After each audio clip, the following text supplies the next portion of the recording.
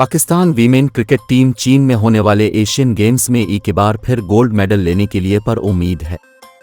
Pakistan women cricket team 2010 और 2014 के Asian games में गोल्ड मेडल जीत चुकी हैं और अब कौमी वीमेन क्रिकेटर्स गोल्ड मेडल्स की हैट्रिक करने के लिए पर उम्मीद है। एशियन गेम्स के लिए चीन रवानगी से कबल मीडिया से गुफ्तगू में पाकिस्तान वीमेन टीम की खिलाड़ियों आलिया रियाज, मुनीबा अली और नशरा सिंधु का कहना था कि पाकिस्तान टीम इवेंट में एक बार फिर सुर्खरू होगी।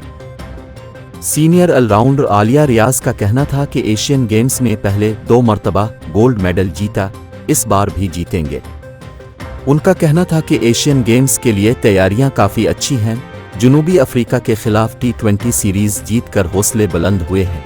पहले की तरह इस बार भी गोल्ड मेडल जीत के वाज़ेह रहे कि आलिया रियाज ने जनूबी अफ्रीका के खिलाफ हाल ही में होने वाली सीरीज में शानदार कारकर्दगी का मुजाहरा करते हुए कौमी टीम की जानिब से नुमायां परफॉर्मेंस दी थी। कौमी टीम की सीनियर बीटर मुनीबा अली का कहना था कि कोशिश करेंगे कि एशियन गेम्स में अपना रिकॉर्ड बरकरार रखें। कौमी स्क्वाड में शामिल खिलाड़ी नशरा सिंधु ने कहा कि बुलंद हौसलों और अच्छी तैयारियों के साथ चीन जा रहे हैं। एशियन गेम्स में मेडल जीतने की पूरी कोशिश करेंगे।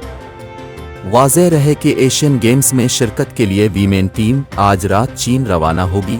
एशियन गेम्स में पाकिस्तान वीमेन टीम बराह रास्त क्वार्टर फाइनल खेलेगी। सेमीफाइनल में इसका मुकाबला श्रीलंका से होने का इम्कान है और फाइनल में पाक भारत टाकरा हो सकता है।